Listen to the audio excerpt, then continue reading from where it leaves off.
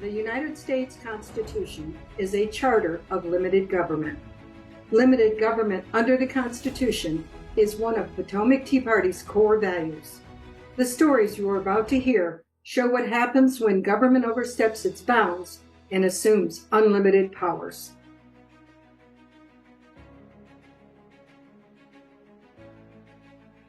Most Americans today tend to think of private property simply as a home, the place where the family resides, store their belongings, and find shelter and safety from the elements.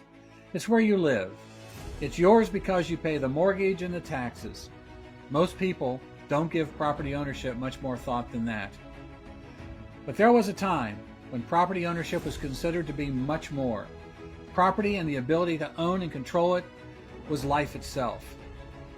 The great economist John Locke, whose writings and ideas had a major influence on our nation's founders, believed that life and liberty are secure only so long as the right of property is secure.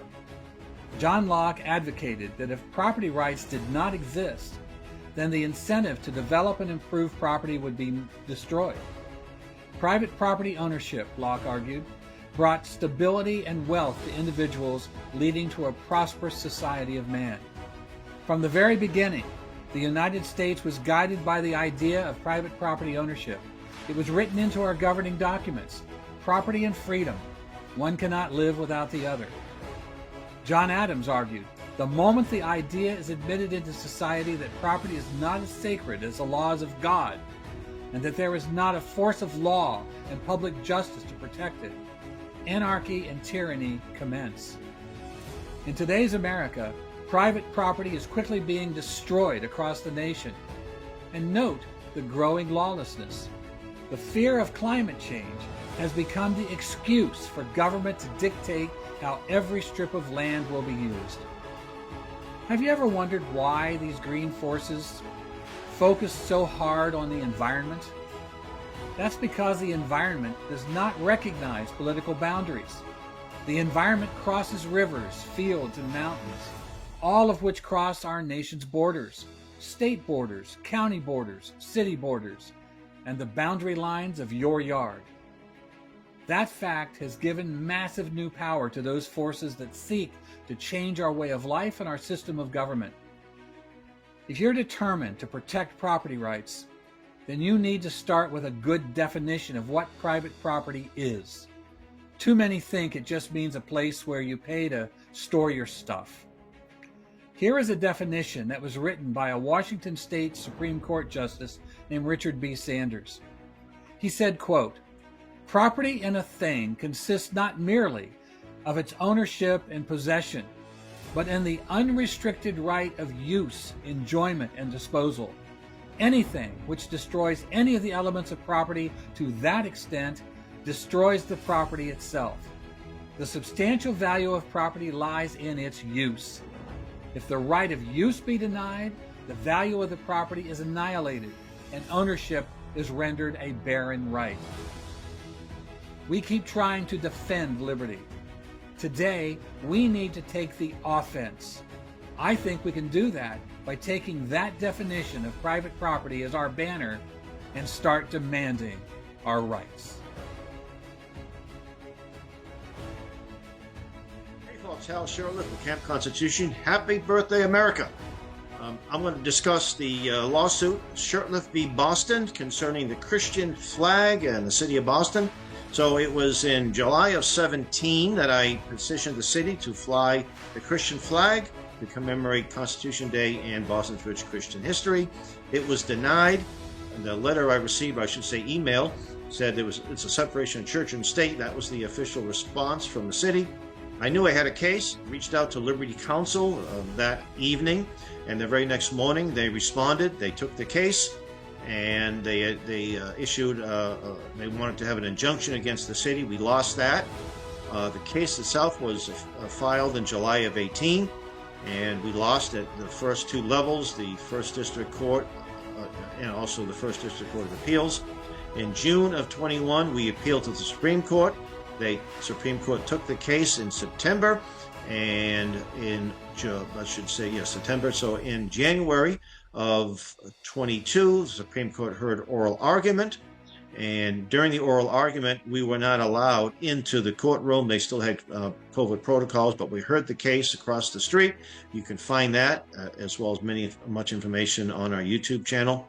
It was on May 2nd, I got a call from one of our attorneys, and he said, Hal, we won the case 9-0. A few months later, we eventually raised the Christian flag on Boston City Hall Plaza. And I think it was in November, the city of Boston settled with Liberty Counsel to the tune of $2.1 million. And here's a couple of headline stories that appeared in the Boston Herald in the wake of the decision. And what made the decision really more than just a flag raising is that it set a precedent. It helped repeal what is known as the Lemon Test. To learn more about the case, I recommend Liberty Counsel, lc.org/flag. And with that, I want to wish you all again a happy birthday, America, and have a great time. And may we have many, many more happy July 4th or Independence Day birthdays. God bless. Thank you all for the opportunity to take part in this annual celebration of freedom. When we think of freedom, we rightly start with political liberty, freedom from oppression and authoritarian rule. Some here know firsthand the terrors of a Marxist dictatorship. I myself had an uncle who spent 10 years in a Nazi concentration camp for his political ideas. Such histories remind us that political freedom can never be taken for granted. But my theme today is that freedom is much more than a shield against tyranny. It is the lifeblood of trust and a prosperous society. It's not absolute, but it's essential. It empowers people to build opportunity, create value, build a life of dignity. Economist Friedrich Hayek highlighted freedom's essential, immeasurable role. No government can match the distributed knowledge held by free individuals. The farmer knows his land, a shopkeeper knows her customers, an entrepreneur sees a need before anybody else. That local knowledge can only shape the world when people are free to act on it. More widely still, freedom fuels innovation. It turns trial and error into discovery. It allows societies to adapt, not through central plans, but through people working problems in real time. When governments assume they know more than individuals on how to lead lives, the result is too often stagnation, inefficiency, and harm. But freedom is not absolute.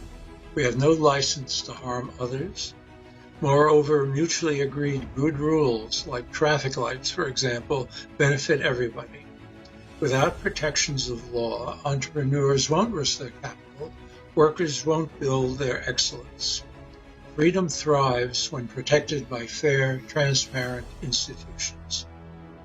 In the civic realm, freedom transforms rivalry into peaceful competition. Freedom of speech, the press, assembly lets ideas clash without violence. It is often messy, mistakes get made, but in free societies they can be corrected. A good example is New Zealand. During the mid-20th century, it ranked among the world's wealthiest nations. It drifted into stagnation through decades, departing from free market principles by overtaxation and regulation that was directed at controlling markets, prices, wages, capital flow, while favoring politically connected industries. As night follows day, New Zealand became relatively poorer, but in the 1980s it dramatically changed course through free, open debate and reform. By restoring freedom, it revived prosperity, rejoining the ranks of the wealthiest. Yes, freedom can slow decision-making, but that's the price for achieving legitimacy, trust, and lasting progress. So in short, freedom isn't the absence of order, it's the foundation of a better one marked by creativity, cooperation, and mutual respect. Let's defend it. Let's live it.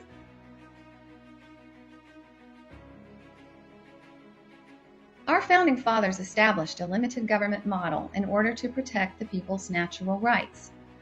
In the past 100 years, the federal government has grown well beyond its constitutional limits. The transgender issue shows how the Biden administration went beyond principles of limited government and invaded the province of the individual, Congress, and the 50 states. A couple of recent court cases demonstrate this. Title IX of the Education Amendments of 1972 is a federal statute that prohibits sex discrimination in educational institutions receiving federal grants. President Biden's Department of Education expanded that definition of sex in Title IX in 2024 to include gender identity, allowing biological men to participate in women's sports and access women-only spaces which infringed on the privacy rights of individuals, in this case, female athletes. The changes also required students and teachers to refer to transgender students by the pronouns that correspond to their gender identity, infringing on the First Amendment rights of individuals. Some states objected and sued, and in January of this year, a federal district court struck down the change. The ruling in the state of Tennessee versus Cardona applies nationwide and returns Title IX to its 2020 regulations. Cardona illustrates the transgressions against the Congress and the individual. Congress established the definition of sex discrimination, and it was passed into law. The Biden administration tried to add to that definition. The executive branch was trying to make law, which is the function of Congress. In 2023, Tennessee passed a law banning harmful transgender procedures on minors. The ACLU and the Biden Department of Justice sued to overturn that law. This was the federal government infringing on the jurisdiction of state legislatures to make laws for those they represent. This term, in a 6-3 ruling, the Supreme Court deemed in U.S. versus Scrimeti, the Tennessee law does not violate the 14th Amendment's Equal Protection Clause, and that states have the right to pass laws protecting children in their states from irreversible transgender medical interventions. The Scrimeti case illustrates the transgression against the 50 states.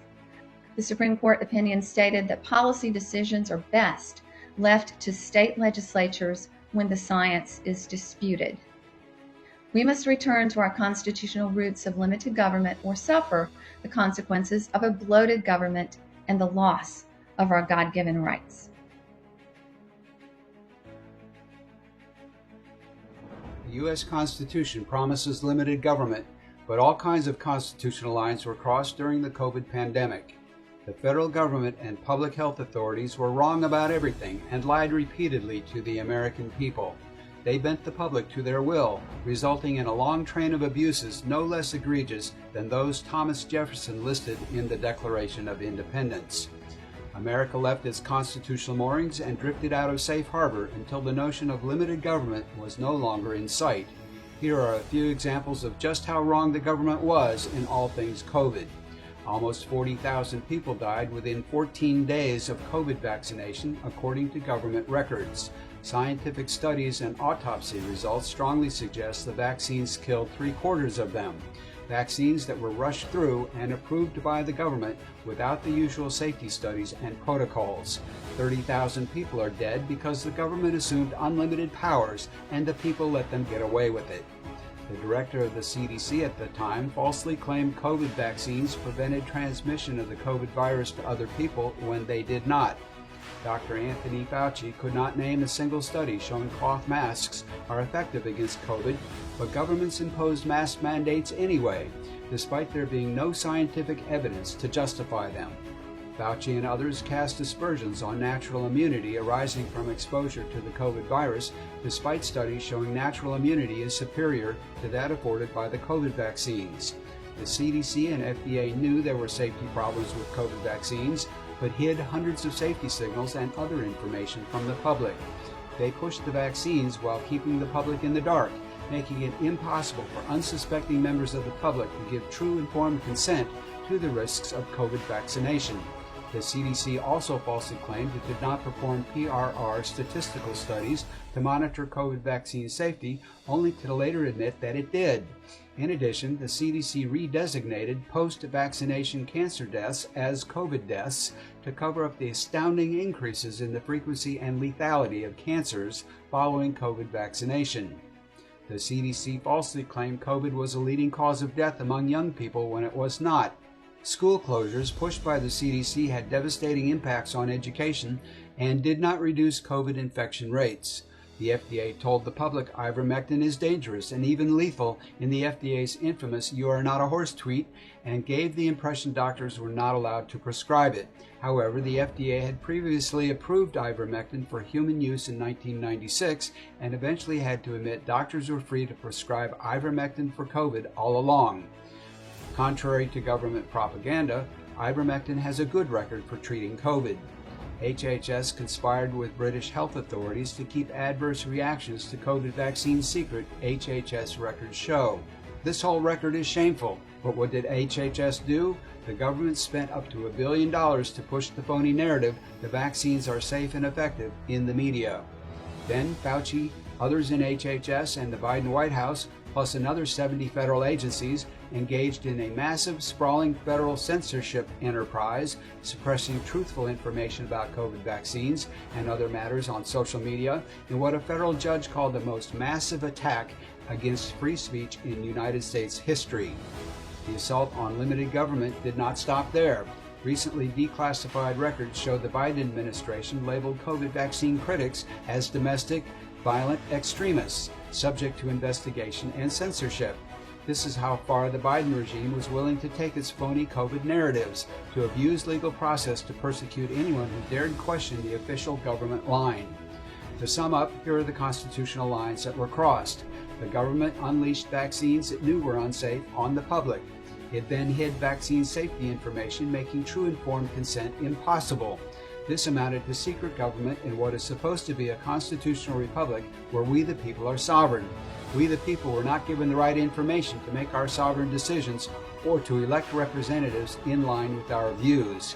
The government lied to the people about vaccine safety and masks, among other things. It bribed the press to push phony narratives. The government set itself up as the sole arbiter of the truth and declared other views false, confirming long-held fears about what happens when the government gets in the business of deciding what is true and what is not for everyone. The government shut people up and took away their free speech rights. The government labeled ordinary people who proclaimed the truth domestic terrorists and prepared to use legal process against them. This was at the same time the government was going after ordinary parents at school boards and ordinary Catholics for their religious beliefs.